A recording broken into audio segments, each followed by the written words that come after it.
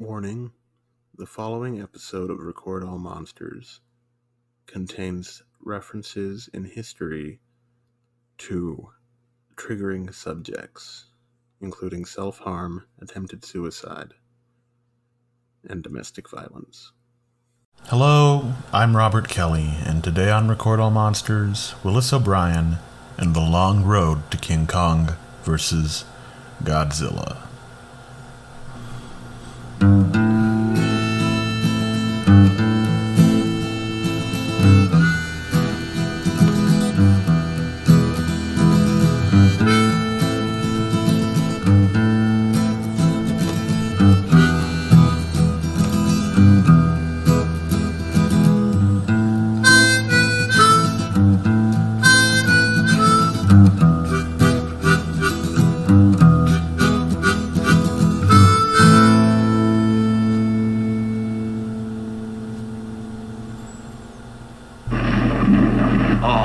I bet Kong has no chance.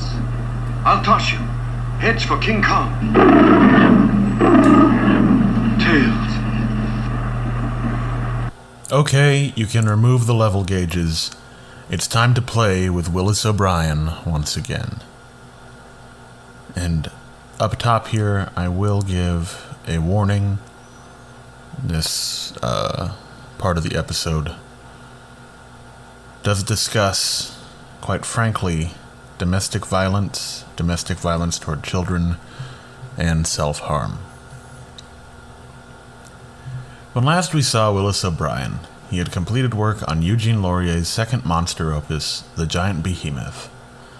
But we're going to go back a little further and discuss a tragedy in his life that cannot be ignored.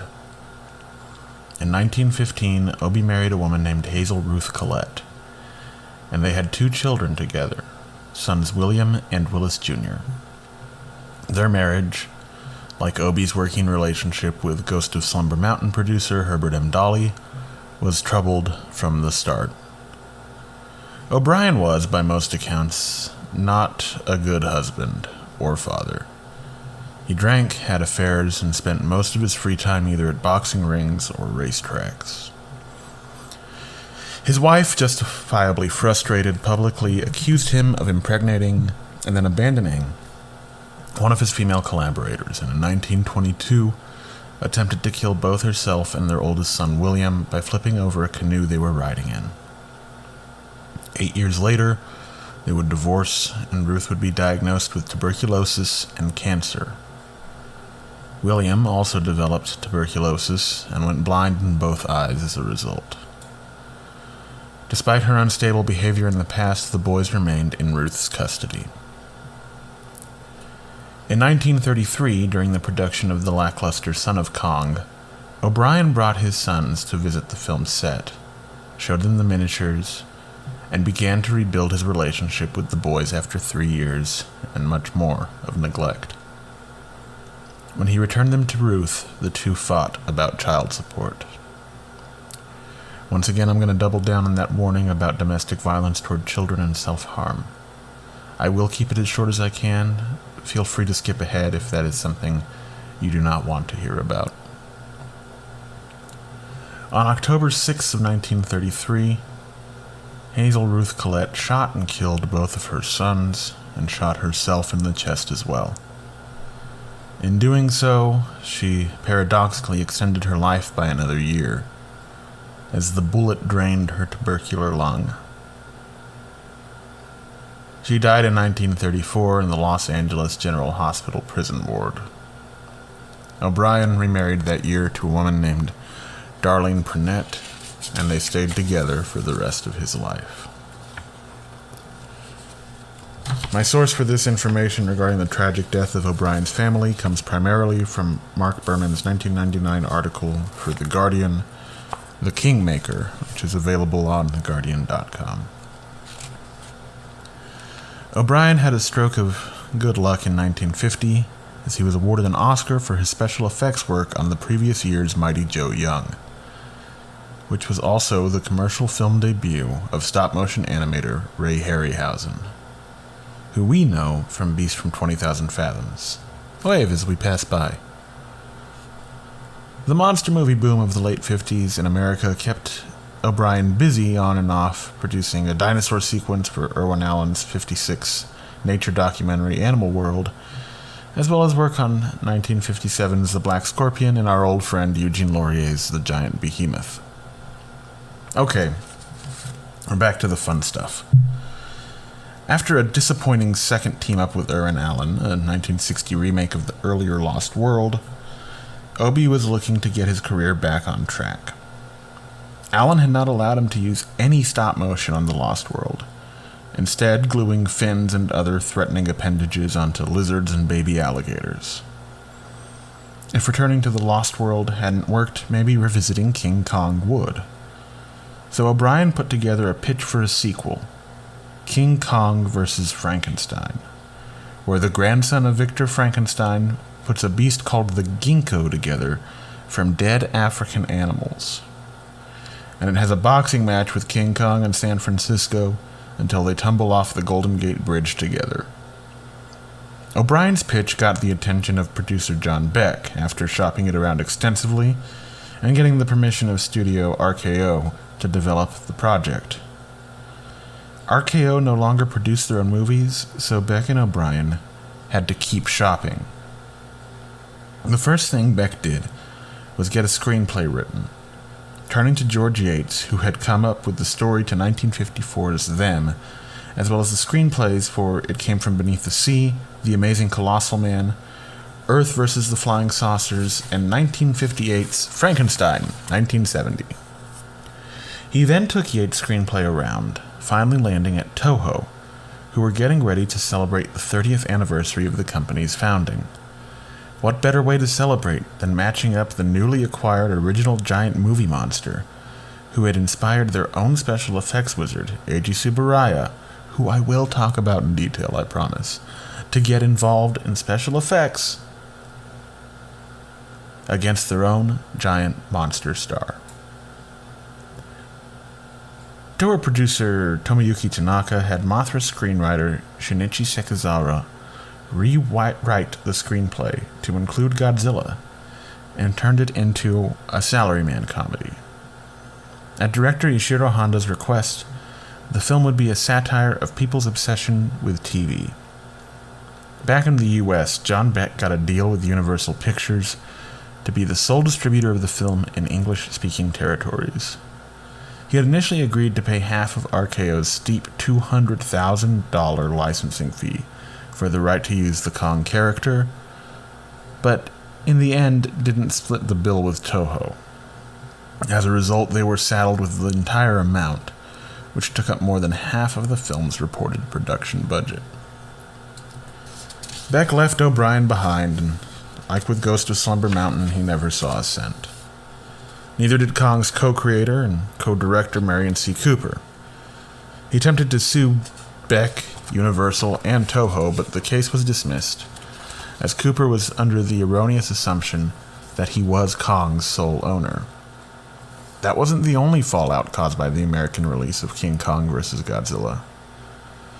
Similar to how the original 1954 Godzilla was edited to have new scenes with Raymond Burr added, Beck commissioned scenes taking place in a United Nations newsroom, with an anchor commenting on the action periodically. These scenes add very little, but we get some fun, bad science out of it. Additionally, they replaced Akira Ifukube's music with stock music from Universal's library, and it's a shame too, because it's one of his best scores. And don't worry, I promise I'll talk about him too. Just one last thing. There's a rumor, first put forth by famous Monsters of Filmland founder Forrest J. Ackerman in Spaceman Magazine issue number 7, a companion magazine to his flagship book, that in the Japanese version of the movie, Godzilla wins the fight. This isn't true.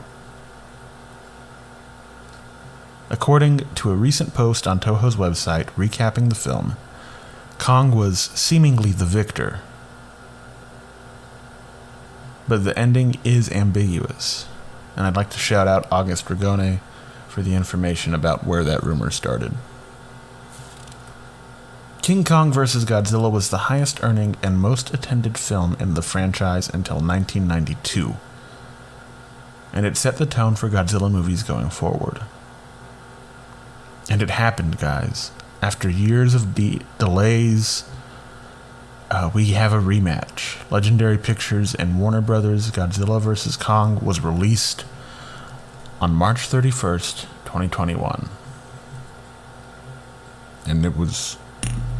well, we'll talk about it later. The mightiest monsters of all time, King Kong, Mammoth, Unconquerable versus Godzilla, released from an icy tomb to pulverize a panic-stricken world. King Kong, Godzilla, together on a rampage of destruction, fire-breathing, colossal Godzilla, impervious to man's most fiery weapons.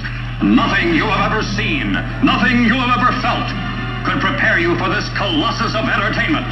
Spectacular, unbelievable, the world's mightiest monsters in the battle of the century. Mighty King Kong, immune even to 1 billion volts of electricity. Godzilla, immune to man's most fiery weapons. Godzilla has a brain about this size. He is sheer brute force. While Kong is a thinking animal. His brain is considerably larger. About 10 times the size of this gorilla's skull. King Kong, the unconquerable. Godzilla, the indestructible. King Kong versus Godzilla. Hello, I'm Robert Kelly, host of Record All Monsters, and this is an ad for Anchor. That's right, an ad for Anchor. If you haven't heard about Anchor, it's the easiest way to make a podcast. I was super intimidated to start this podcast until I heard about Anchor, and there are a number of things that made me feel more at ease to begin. First of all, it's free. They have creation tools that allow you to record and edit your podcast right from your phone or computer. They distribute your podcast for you so it can be heard on multiple platforms, including whatever one you're listening to. And you can make money from your podcast easily with no minimum listenership. All you do is enter your information, Anchor takes care of the rest. It's everything you need to make a podcast in one place. This is the mandatory call for action that I have to read out now, but it's true. You can download the free Anchor app or go to anchor.fm to get started. I've been Robert Kelly, host of Record All Monsters, and this has been an ad for Anchor. Hello, I'm Robert Kelly. Welcome back to Record All Monsters. We're here with a couple of special guests. First of all, as always, my wife and producer, Courtney. Hey.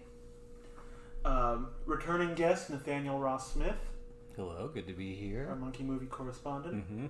And first-time guest, John Markheim. This is the sound of John talking. And that is indeed the sound of John talking. It's a beautiful sound. Yeah. So, we just watched 1963's American import version of King Kong vs. Godzilla. I'll start with you, Nathaniel. We have watched one of the best giant monkey movies together, and we've watched one of the worst giant monkey movies together. Mm-hmm. Where does this fall for you? It depends on what we're talking about. I think. I think it's fun. It's like a bit kind of. It's a bizarre movie in a lot of ways. Like that, this movie exists feels kind of bizarre. Like it's a comedy, essentially. So I don't know. I would say it's somewhere in the middle for me. Okay. Yeah. And John, you are coming at this having just seen the new Godzilla vs. Kong. Mm-hmm. Where does that?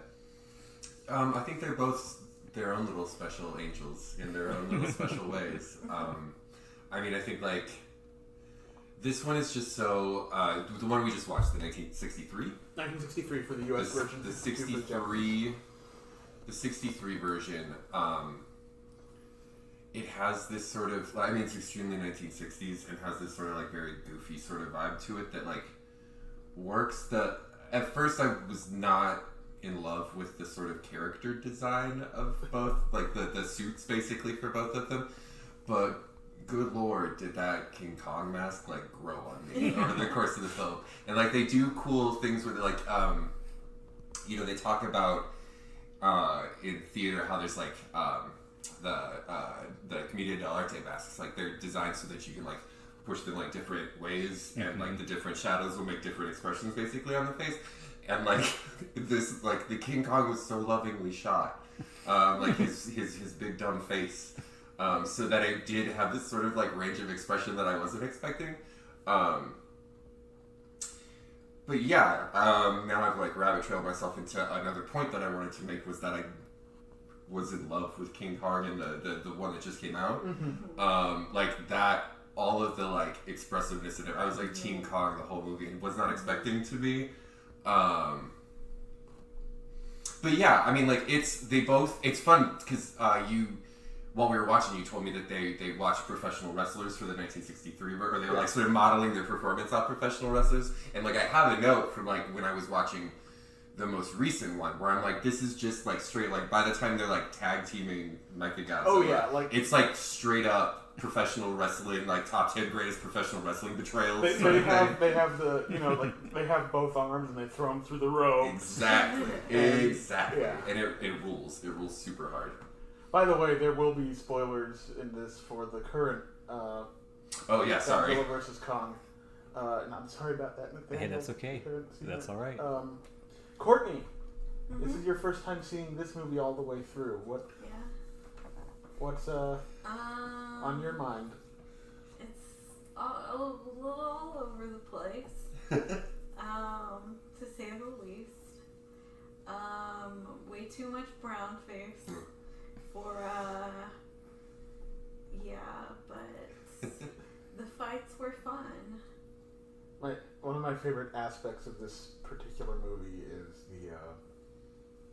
the way King Kong, after their first fight, when he gets sprayed with the atomic breath in the chest, he's like, I'm out. His eyes do that thing. Yeah, they like flutter. Doink. That was something like what John was kind of talking about. I think because we watched the original King Kong movie, and I think there's something that's interesting. Like you have such a disparity of quality of the designs, right? Yeah. And it's kind of amazing. It's like the original King Kong is like one of the best and most expressive, and then it just kind of goes down and down and down and down.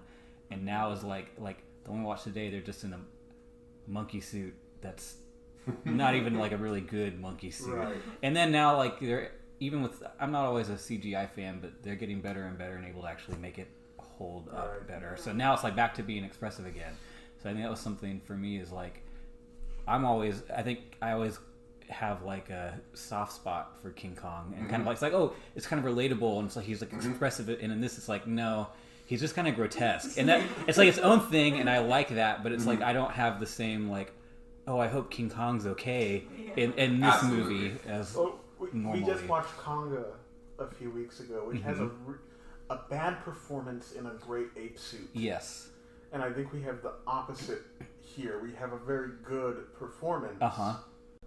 Soichi Hirose is King Kong, and he does a great job. I really fell in love with King Kong in both movies. Like that's the point I keep coming back to is that like what a big dumb fuzzy outfit that dude has to wear with like a big dumb mask, but it like still kind of works. And the only thing that's like really so like the original, and even I think that they've done it for the newer ones too. But like you have all these moments. They're just like weird moments where it's just Kong almost being like a monkey, and it's like, oh, you're kind of this lovable, even though there's this big kind of scary thing. Right. You have this like lovable, almost like naivety to you, you know. Of course, yeah. And in this movie, there's none of that. Like that's not a thing in his characterization. He just like lumbers around. He just like beats his chest a couple. Right, and it's like the only thing. Even like in those, they do things to characterize and make him look like monkey-ish, right? And in this, it's like the only thing. It's like his arms are long. Like his arms are too long, and that's like he's furry, and that's what makes him look like a monkey. Which isn't bad, but it's just like it's totally it's a different thing. Yeah. Totally different thing. First of all, $400,000 would be about $3.5 million. So it's still like not a ton. Yeah.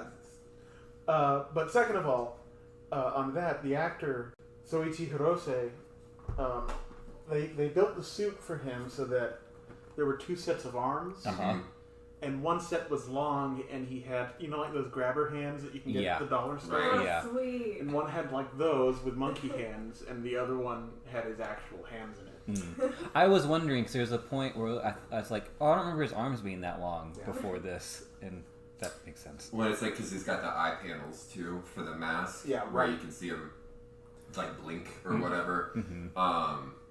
And yeah, I noticed a lot of times he beat his chest, but not like the traditional like balled up fist way that you think of. It's more just like flopping my hands. Uh-huh. Which is funny because gorillas actually they don't close their hands. Oh yeah? They cup them. Interesting. So that it makes like a bigger slap? Yeah, because if you just... Right. You can hear that. It's, I do hear that. For our radio audience at home. Huh, that's interesting. We watch a lot of nature documentaries. And gorillas are some of my favorite animals. It's like bear, walrus, monitor lizard, gorilla. And yeah, those are my favorites.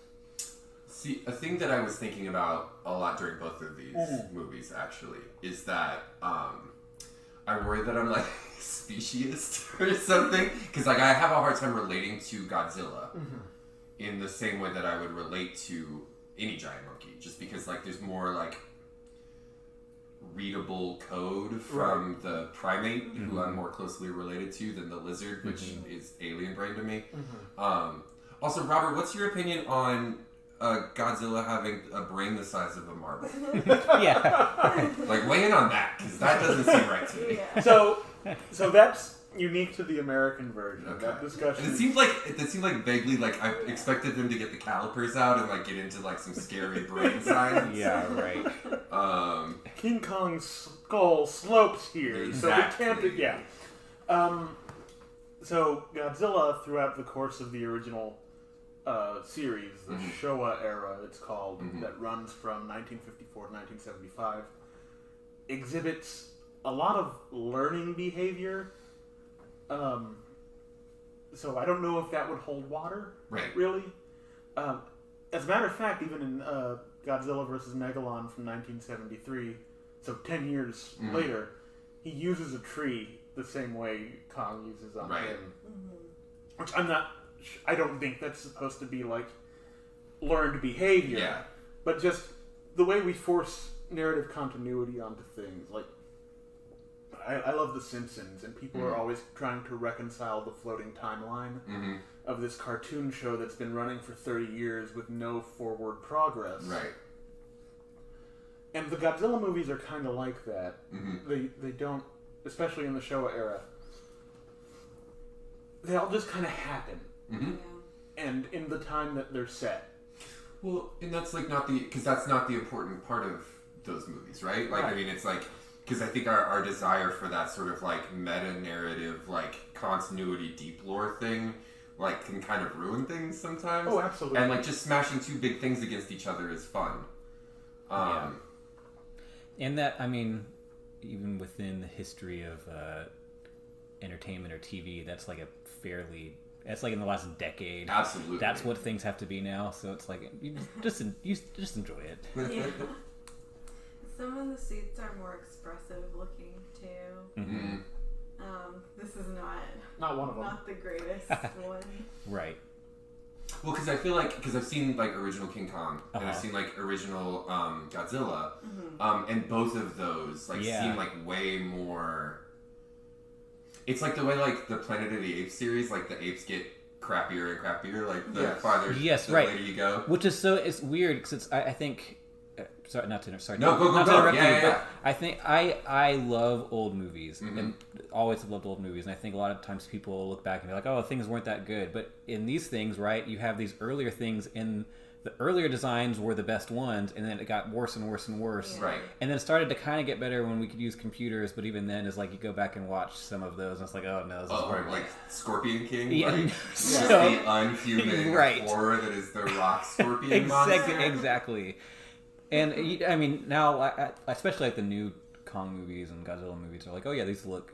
You're able to kind of go back and do some of that stuff again, but it's like, just because they're older does not mean they're worse. And a lot of times, some of that stuff is better. Not always, Right. But things like this, Well, it's like they're better. It's a thing I noticed with the new one too, where it has some of that like rubber suit feel in the CGI, which I think is like a thing that has kind of happened in terms of like the way we do special effects in movies, where you still sort of like because we're so used to seeing things done practically, Right. that you need to throw some of that in your computer generated images, Right. otherwise it doesn't read the same, and it's that like it's like the thing that like for me the old man makes the like Star Wars prequels so like weird. Yeah. It's because they don't like there's so much CGI in it. Yeah. Or like the weird the re-release, whatever that the special edition. special edition one. The scene with the stormtrooper on the big lizard that just Yeah. it's only the side of the lizard takes up the whole screen, and that's it's like, why did you do Why this? is this even?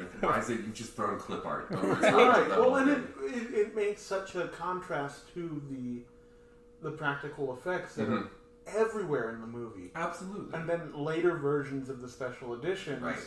you know, basically erase over the original effects because the CGI doesn't look as good. Mm-hmm. And it's so jarring. And I remember when I was a kid and they put out they showed the special editions on TV. Mm-hmm. And that's like the worst way to see it. Right. Yeah. And and I had already seen the original, like that's the ones I rented from Hollywood Video. Right. And I was like, that wasn't there. Right. Right? Yeah. And Well, and, like it even just like all that stuff sort of gets more and more obviously like pasted over as our TVs get like higher and higher in quality and resolution and stuff like that. In the same way that like the first Jurassic Park holds up really well, and then later ones don't. Yeah. Well, Sorry, I rabbit trailed us on special effects. no, that's a fun thing. And it also Guillermo del Toro, you know, I watched like everything he ever said leading up to Pacific Rim, and he's my favorite director working today. So I will pay attention to every word that comes from his hollow mouth. But when he was working on Pacific Rim, he talked about how he wanted the monster silhouettes and the robot silhouettes to believably be a man in a suit. Like he's like, the knees need to be. You can't do goat legs. You can't do, you know. No, because that's the language of the thing. Yeah, you can't do dinosaur stances. Right. They have to be upright. They have to have knees, walk plantigrade. You know, all of these things. It has to be a man in a suit. Right. Well, that's why the Matthew Broderick, I feel like Godzilla design. I don't know why I call it the Matthew Broderick Godzilla, but Because it's the Matthew Broderick. the Matthew Broderick Godzilla design is like so aberrant, I guess. Yeah. Like it feels like it sticks out like a sore thumb because it doesn't have that rubber suit man vibe. Yeah. Because I super dig the Godzilla design, It's like a the fun most design. recent one. This the most one. recent series. Yeah. Yeah. Yeah, like I mean, because I feel like it does it keeps it in line with the sort of original design, Yes. and just like updates it enough that it makes it like I don't know, like not like a dark gritty Godzilla, because that's not what they're doing here. But like, but it makes it more, I guess, organic in some ways. Well, and when they were designing that one, again, I followed every step of that I production. believe that. I was 20. I think. I don't know how old I think it was. Anyway, it was. They put like 8 designs out at Comic-Con the year before it came out, so the effects would have been done essentially. But they had people like taking bets on which one they liked the best and which one would be in the movie. And the one that it turned out to be was one that they called, like they had on the notes, Bear Goji. And it was it looked like it was the one that's in the movie, but the way it kind of looked there was like a bear with a crocodile skin. It is very bear-like. Now that you said that, like that never registered with me until. And bears, again, they're my favorite Of animals. course. So this was like a dream come true. But back to the movie at hand. Yes, I do like when Godzilla looks like he's a big oak tree. Like his skin looks like an oak tree, and he did have that in this one. Well, and I remember when we moved from San Antonio to this area, and there's all these live oaks everywhere. That was one of my first thoughts. Was these trees have skin like Godzilla. Right? Yeah. There's something so like aesthetically satisfying about that. And And they're trying to kill me right now. Yes. Right. Just like Godzilla. Very allergic to oak. One thing you said earlier, John, and you kind of agreed with Nathaniel that I want to counter. Great. Is you said that it's hard for you guys to relate to Godzilla as much as Kong, and I do find Kong very relatable. But for me, Godzilla was like, growing up, he was like not an idol, but A false idol. yes. Your golden calf. Yes, Godzilla was my golden calf. No, he was kind of a weird role model for me. Totally. No, that's understandable. So, and I get into this a lot on this show because it is something that's very important to me, and kind of the thesis statement that monsters are an avatar for people who kind of live outside of society, and that takes different forms over time. And for me, like, I was 6 foot by the time I was in 5th grade. Right.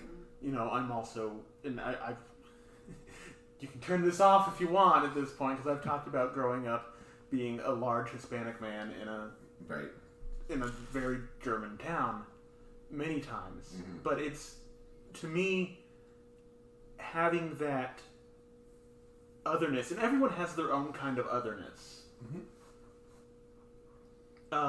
Being able to see that portrayed positively and heroically in some way. I call it, I don't know if I've said this on the show before, I've talked about it a lot in person. Yeah. I call it the Cinderella Principle, where you find through the characteristics that you have been persecuted for a kind of a role, a fulfillment. And this applies, I think, to Godzilla and to Kong. Kong, I think, to a lesser extent, because there's less of a leap for him as a character. Absolutely. To go from bad guy to hero. Godzilla, it took 10 years over 5 films. And Kong, even by the end of his own debut movie, whether the creators intended it or not, you're on his side by the end of it. But... And I mean, in part, this movie, they did just kind of do a mini... when we were watching it, I was saying, it's like, oh, this movie's like 4 movies. Yes. And I mean, I didn't And one count of it. them But is it's King like, Kong. and one of it's, they just did King Kong in it, But there is something, again, it's like always, as we were watching, there's the whole scene on the island, and some of it's like a little distasteful, and it's like, oh no. Yes. But even with that, it's like, well, ultimately what we're seeing, though, is here's the story of these human beings who are coming, and they're going to take this thing for capitalistic gain, and it goes poorly. So at least it's like a... whether they mean for it to be or not, it is like a tale of... Right. Well, and the film is intended as a comedy and a commentary. With, basically the bottom line is the U.S. military-industrial complex and unchecked capitalism are monsters. The real monsters. Yes. Well, and they're responsible for unleashing Godzilla and Kong. Yes. We don't have that kind of subtext in the new one. No. But... Well, there's not much in the way of subtext in the new one. Wow. Oh! Go ahead. The whole capitalism thing with that giant mega corporation and the whole Hollow Earth thing. That's fair. That's super fair. They literally wanted Kong to go to the Hollow Earth so that they could get things out of there to sell, basically. Just in case there's anyone who's very fluent in conspiracies but not giant monster movies, the Hollow Earth as portrayed in Warner Brothers and Legendary's Monsterverse has no affiliation with the Third Reich. Right. Just so you know. But John, you were going to say something. Well, I think there's a lot to be said about the ideas of colonialism too, in terms of both of these films, and because that's a thing I hadn't thought about, but I was probably about halfway through a bottle of wine when we got to Hollow Earth, which I love that Hollow Earth is a thing in their series. Like, it's just of the many unhinged conspiracy theories I love, Hollow Earth's up there. As a quick aside, I did have the one note, anyone can get a date in Hollow Earth in my notes inexplicably. What it meant. I don't know why I wrote it, but it's funny. But yeah, no, I mean, I think they play with sort of like classic sort of like tropes of like you know, the hubris of man and like all that kind of stuff, and like there's sort of a Jurassic Parky sort of like you know, oh, when you play God, blah blah blah. But I mean, there's also like, I think when you play God is like the fun mask we put on colonialism. A lot of times, and it's the way that we can do it without having guilt. I mean, I think it's interesting that it's like America and Japan working together to make this movie too. The 63 one, or American producers and Japanese producers, because I mean, I feel like 1963 is certainly not a time where probably either cultures were super aware of colonialism and its effects. I mean, it could be, but I'm not. I mean, I have a better understanding of American history than Japanese history, obviously, but like, but it is interesting to see like, that same sort of. I mean, it all comes from capitalism, but like that same sort of like predatory instinct, and like the like Japanese guys in pith helmets, like, which I mean, I know like Japan has a very imperial absolutely history. Absolutely. Well, and it's interesting too because like we were talking about Abbott and Costello earlier, and like wearing pith helmets to go do something on a tropical island is like extremely that. And there's all this sort of like sense of vaudeville, and I'm curious like if there's any sort of like vaudeville-esque tradition in Japanese performance, like you know what I mean? Because and again, I'm not familiar enough with it to know, but like it's interesting how you see that sort of like Abbott and Costello routine like translated through actors from a different culture.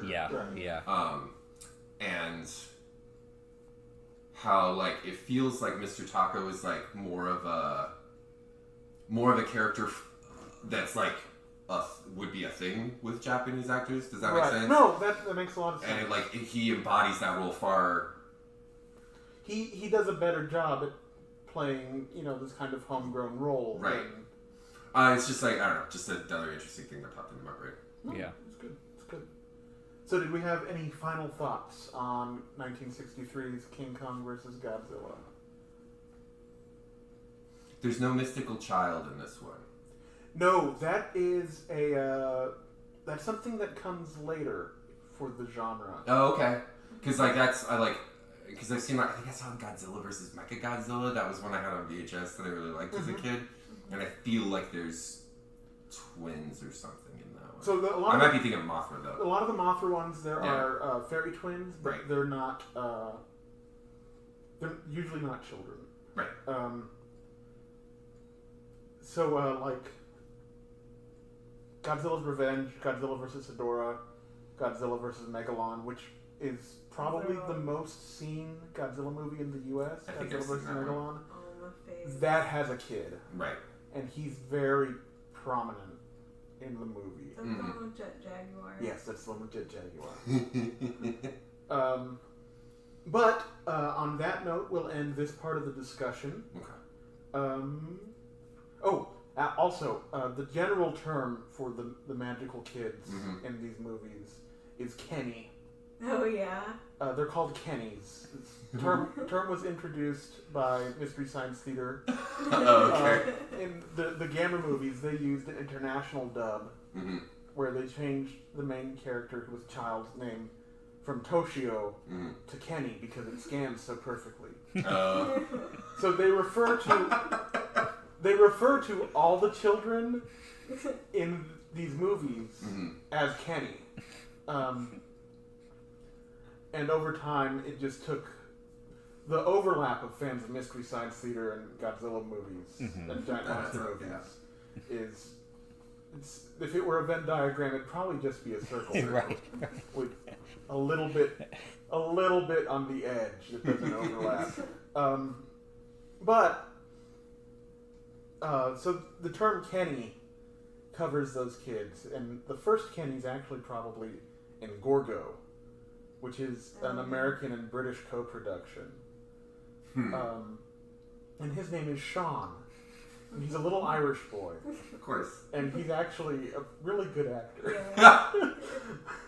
But He's good. he's like very straight-faced. He's just, and he has all those. The kid understands the monster, has this connection with him, Right. is warning the adults, it's a terrible bad thing that you're doing. So with that, we will. He also doesn't have any parents. I feel He's like an that's orphan. another He's thing. an orphan. Naturally. That's really Yeah. important. Yeah. Because like in Godzilla vs. Megalon, that little boy lives with his brother and his brother's maybe lover. Yeah. It's ambiguous. So, on that note of ambiguous sexuality, we will go to our next ad break. And when we come back, we will play the game simply titled King Kong vs. Godzilla.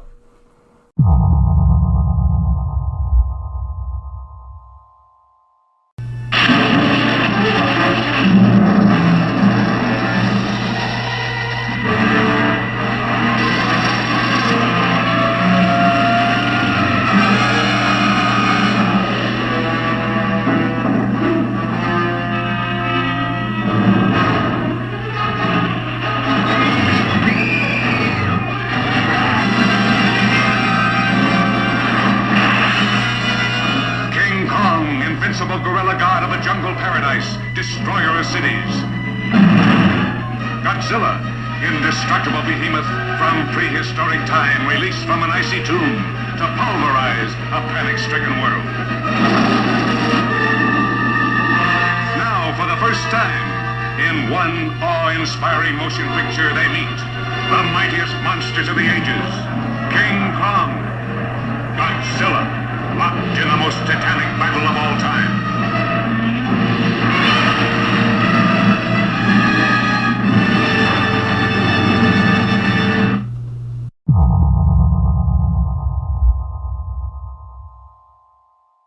Hello, welcome back to Record All Monsters. We're about to play this episode's edition of the game show, which is just called King Kong vs. Godzilla. John, this is your first time on the show. So I'm not sure if you knew this, but we have a game show, which is usually made up of tangentially related trivia. Love it. I feel like I need to start explaining that at the top of each. No, that's good. Like, establish a rhythm in terms of... I do always write a run-up. So, King Kong and Godzilla are two of the most famous monsters of all time. And pretty much everyone knows the basics about them. King Kong is a big monkey that climbed the Empire State Building and got shot by airplanes. Godzilla is a spiky dinosaur who breathes fire and smashes Tokyo specifically. They're so famous and their names are so well known that they are often used for shorthand to mean someone or something that's real big, cool, and tough. So, here's how this game works. I will mention either an exploit or mention of King Kong or Godzilla from pop culture. And I need you each to tell me which one is being referred to. There will be no prizes if you get them right, and no penalties if you get them wrong, so ultimately this game, like most things, is meaningless. So, Courtney, if you would keep score. Okay. John on one hand, Nathanael on the other. So, first question.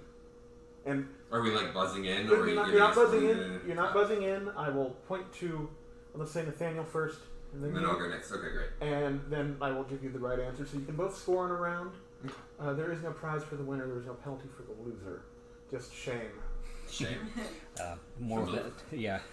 The last thing I need in my life. More shame. Question 1. In 1973, this monster was voted as the most popular of all time in the Monster Times magazine. Is it King Kong or Godzilla, Nathanael? I want to say Godzilla. John? I'm going to disagree and say King Kong. It was Godzilla, point for Nathanael. King Kong came in third place. After who? Dracula in second. Oh, okay. The Wolfman and the Mummy rounded out the top 5. Oh, no creature. No creature. No Frank. Yeah. 1973. Yeah. Godzilla and actually, all three of them were in the zeitgeist at the time. Dino De Laurentiis' Kong remake. That's where my brain was at. It had been announced, wasn't out yet, and there had they had also announced that Frank Langella Dracula. Or that was that 1972? I'm not sure. I can't remember. I'll be honest, I didn't know there was a Frank Langella Dracula. There was by Universal. No, it's a deep cut. It sounded like I'd never heard of that. I want to see it. Okay, question 2. This monster was the star of a Rankin Bass cartoon that ran for 3 seasons and was an American-Japanese co-production. Was it Godzilla or King Kong?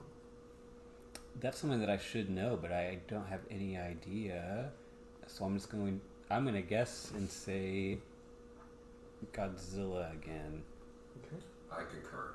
You are both wrong. It was King Kong. It's a trick question. I know. He was the star of the King Kong show, which ran for 26 episodes from 1966 to 1969. Robert, have you seen the King Kong show? It is not widely available. I've seen some episodes on YouTube. But, Are they like... Is he like a businessman? Like, what is he doing? So the setup like of the bedrock situation. It's fun. Have y'all seen the Hanna-Barbera Godzilla cartoon? It's fun. Yeah, it's been like a long time. I think I've maybe seen an episode. A very similar setup to that. There's a family team of scientists. Gotcha. Okay. Who King Kong helps them do science and fight monsters. Sick. Mechanic Kong and Doctor Who, the villains of King Kong Escapes, both come from the King Kong show. Although the family is nowhere to be seen. All right. What's the score, Courtney?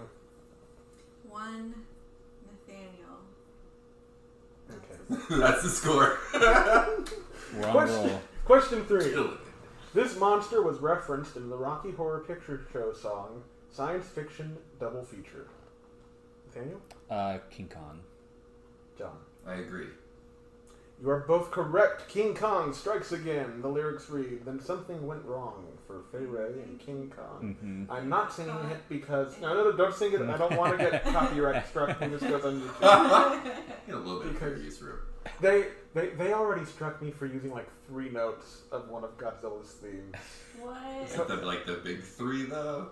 It was like the dun dun dun dun. And anyway. now you'll get it again. I'll bleep it out. It's just 3 beeps. Okay, so question 4. This monster was briefly played by Bobcat Goldthwait in the 1986 comedy One Crazy Summer. Nathaniel? I do not know.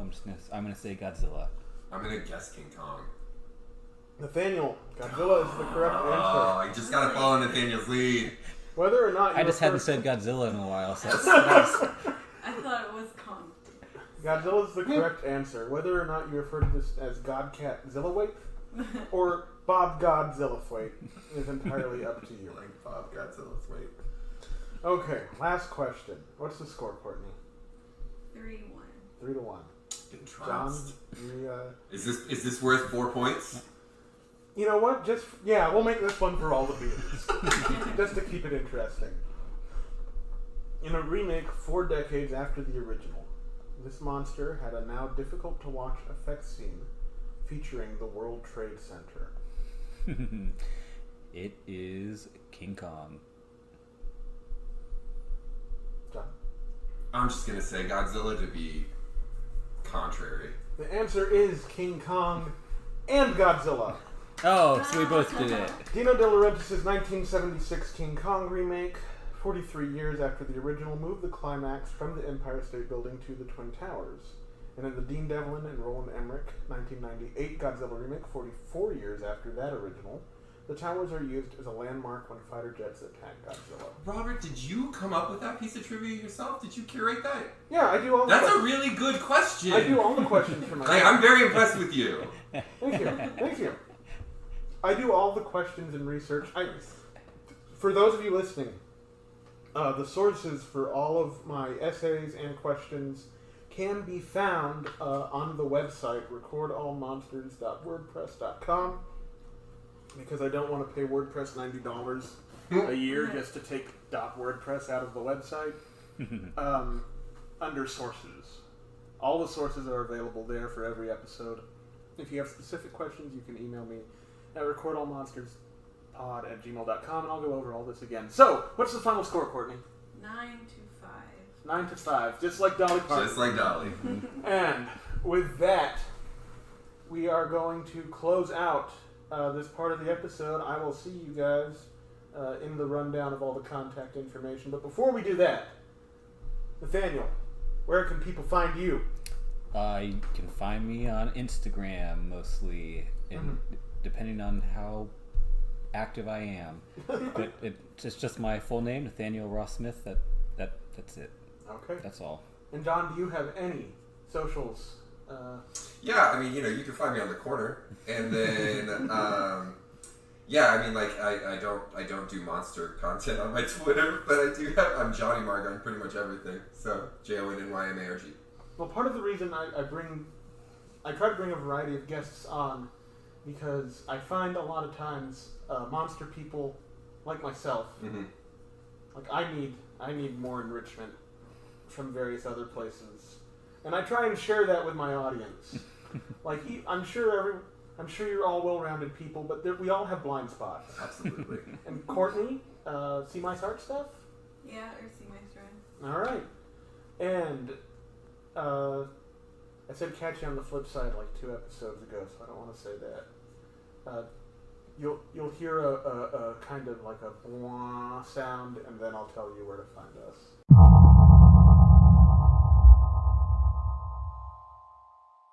Okay, so that was that. Sorry again for the audio issues. We had we were recording with a few microphones and all but one failed. We're hoping to avoid something like that happening in the future. We're trying. We're a new podcast and we're trying different things to make sure that this works smoothly. Now, on to other things. This coming week, I'm hoping to have a conversation about the new Godzilla vs. Kong with someone. Scheduling has been a pain, and also finding people who have seen the movie. But we'll have something for you. The week after that, we'll be talking once again with Austin and John about Mothra versus Godzilla, aka Godzilla versus the Thing, which yesterday, if you're listening to this on launch day, was the anniversary of that film's original release in Japan from 1964. So that's fun. Okay, so that's all I've got to tell you right now. So if you want to contact Record All Monsters, that's the name of this podcast that you're listening to, you can do so at recordallmonsterspod@gmail.com. Or you can go to our website and find the contact tab. Send us a message that way. You can also find us on social media. We're on Facebook if you search Record All Monsters Podcast. We're on Instagram at recordallmonsters.pod. And we're on Twitter at monstersrecord. Do you have anything else you wanted to tell me? If you do, you can contact us where I just said. So, that's it. And remember that monsters are your friends. I have a dentist appointment later today. I'm not excited about it. But remember that monsters are your friends.